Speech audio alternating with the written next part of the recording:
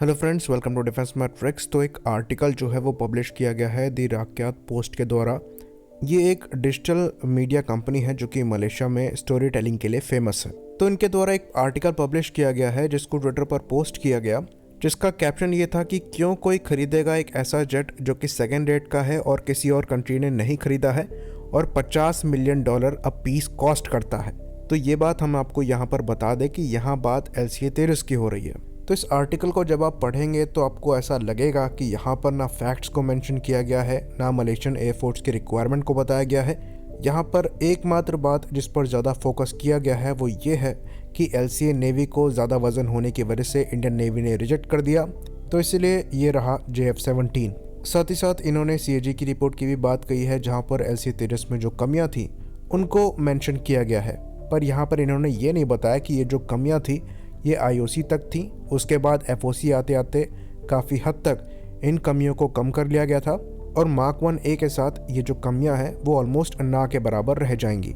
और जो version Malaysia को ऑफर किया जा रहा है वो एक्चुअली तेरस मार्क 1A से ही डेराइव्ड है। तो ऐसा लगता है कि इस आर्टिकल में जानबूझकर अधूरे फैक्ट्स को सामने रखकर LCA तेजस को नीचा दिखाने की कोशिश करी जा रही है और JF-17 को प्रमोट किया जा रहा है। ऑल्दो हमारे पास ऐसे कोई सबूत नहीं है कि ये पाकिस्तानी फंडेड पोस्ट है, पर ऑब्वियस चीज़ों में आंख बंद करना समझदारी नहीं होती। तो अगर LCA तेरस के नेगेटिव फैक्ट्स को लेकर JF-17 की बात ना करी जा रही होती तो शायद हम इसको उस नज़रिए से ना देखते।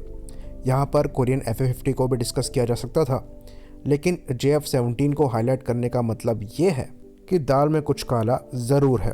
खैर, ये जो आर्टिकल है ये पढ़ने लायक तो बिल्कुल नहीं है, पर फिर भी हम इसका लिंक जो है वो डिस्क्रिप्शन में शेयर कर देते हैं।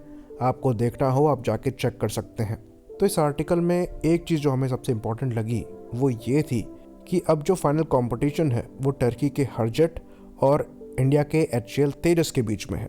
यानी कि बहुत अच्छे चांसेस हैं कि LCA तेजस जो है वो यहाँ पर सेलेक्ट हो जाए। इसीलिए ये जो नेगेटिव आर्टिकल्स हैं वो निकलना चालू हुए हैं। तो इस पे और विस्तार से बात करेंगे, लेकिन इससे पहले हम अपने प्रमोशनल पार्टनर का एक मैसेज देख लेते हैं।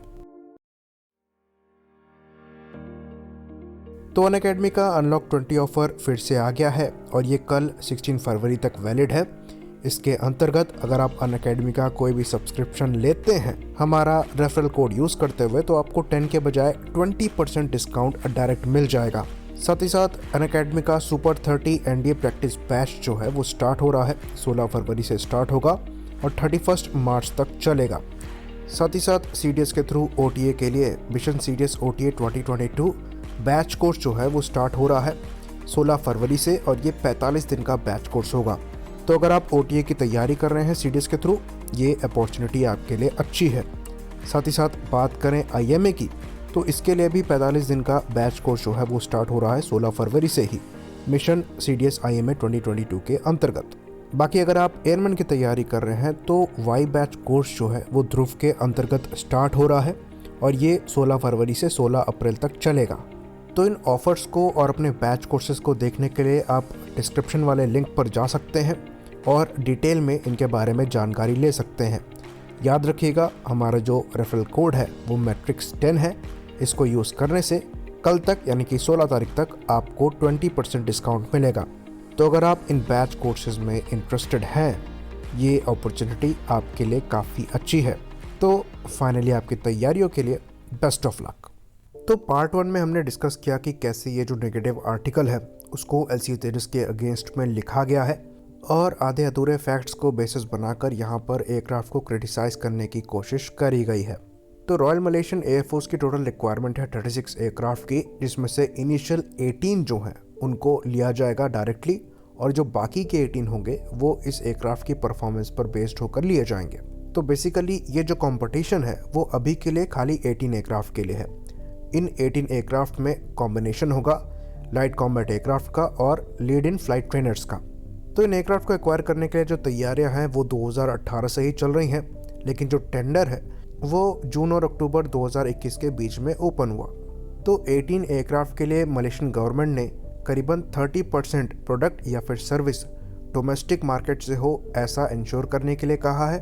साथ ही साथ करीबन $900 मिलियन का बजट रखा है, जिसकी वजह से वो पर एयरक्राफ्ट $50 मिलियन के आसपास खर्च करेंगे। साथ ही साथ उनके द्वारा पेमेंट को लेकर भी कंडीशंस लगाई गई हैं, जिसके अंतर्गत वो बार्टर सिस्टम के थ्रू पेमेंट करना चाहते हैं और पाम ऑयल के बदले एयरक्राफ्ट चाहते हैं, जिसके लिए HAL ने पहले से ही तैयारी कर ली है और HAL द्वारा अग्री भी किया गया है। तो कुछ मीडिया आर्टिकल की माने, जिसमें से टाइम्स एरोस्पेस भी है, उनकी कुछ रिपोर्ट्स में ये मेंशन किया गया है कि यहाँ पर जो फाइनलिस्ट हैं उसमें से एक इंडिया का HAL तेजस है और दूसरा जो है वो टर्की का हरजेट है।